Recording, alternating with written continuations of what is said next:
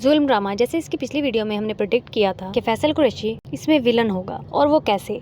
कोई भी गलत काम इसने छोड़ा नहीं होगा, हर बुरा काम ये करता होगा। अपने नौकर के साथ गलत रवैया, उसको इंसान ना समझना, बीवी के साथ गलत रवैया कि कभी सुगढ़ बीवी नहीं बन सकती। और तो और एक और औरत से इसने निकाह किया होता है। अब एक और मिडिल क्लास की लड़की जो कि उसकी बहन की दोस्त होती है, वो भी उसको पसंद आ जाएगी और उसके पीछे उसने पड़ जाना है। क्योंकि वो लड़की मानेगी नहीं, इसलिए उसने उसकी फैमिली का जीना हराम करना है। उसके भाई के साथ भी वो कुछ कर डालेगा ताकि वो मान जाए। लेकिन वो उन लड़कियों में से नहीं होती जो डर और छुप के बैठ जाए। वो अपना सर्वाइवल जानती होती है। उसका नाम ईशा होता है और वो MBBS कर रही होती है, यानी फ्यूचर डॉक्टर होती है। तो इसलिए वो आगे भी अपने हक में जरूर बोलेगी। लेकिन इसके बरक्स बात ये की जाए कि जैसे कि ईशा की माँ उसको कहती है कि तुम सर पर दुपट्टा डालकर जाया करो या कवर होकर जाया करो, वो अपनी माँ की बात बिल्कुल भी नहीं मानती। घर में वो दुपट्टा पहन के जाती है और घर से बाहर जाते ही उतार देती है। तो ऐसे में फैसल कुरैशी जैसे गुंडे मवाली लोग फिर लड़कियों के पीछे पड़ें कि नहीं? फैसल कुरैशी तो जो जुल्म अपनी बीवी के साथ, नौकरों के साथ और आगे उस लड़की और उसकी फैमिली के साथ जो करेगा सो करेगा।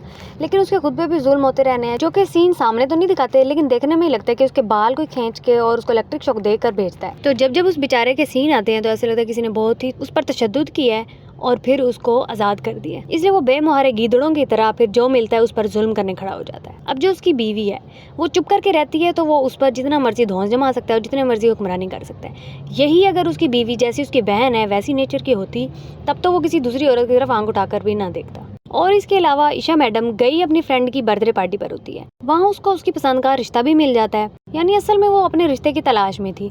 उसकी माँ हालांकि घर पे जिंदा बैठी है, फिर भी उसने खुद ही अपने लिए रिश्ता ढूंढ लिया।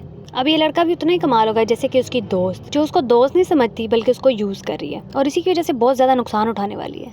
अब अगली किस्त में भी ईशा मैडम अपनी माँ से झूठ बोलकर जाती है कि वो यूनिवर्सिटी जा रही है और उस लड़के के साथ घूमने फिरने जाती है।